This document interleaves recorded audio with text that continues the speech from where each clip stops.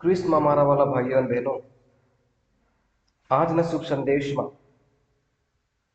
38 વર્ષથી પીડાતા બીમાર વ્યક્તિને પ્રભુ સાજુપણું આપે છે.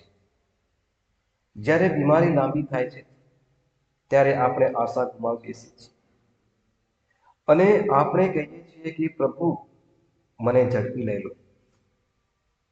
આપણે જોઈએ છીએ કે યરુશલેમમાં બેથસાઈદા પુલની પાસે પડેલો એક માણસ હજુ પણ આશાવાદી હતો અને તેની આશાને જોઈને પ્રભુ તેમને નવું જીવન આપે છે.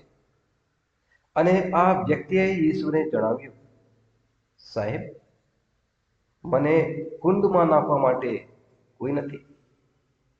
જ્યારે પાણી હિલાવવામાં આવે છે અને જ્યારે હું મારો માર્ગ બનાવું છું ત્યારે બીજો મને આગળ જતો જોવા મળે છે. ભગવાન આ સહાય લોકોને મદદ કરીને આનંદ અનુભવે છે. એસ્તેરની પ્રાર્થના પ્રભુ ખૂબ જ મહત્વપૂર્ણ છે. તે પ્રાર્થના કરે છે, ઇબ્રાહિમ, ઈસાક અને યાકૂબના ઈશ્વર, તું ધન્ય છે. મારે એકલાની મદદ કર.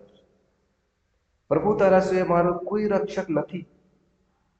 અને ઈશ્વરે એસ્તેરની પ્રાર્થના સાંભળી અને ઇસ્રાયેલીઓને બસાવ્યા.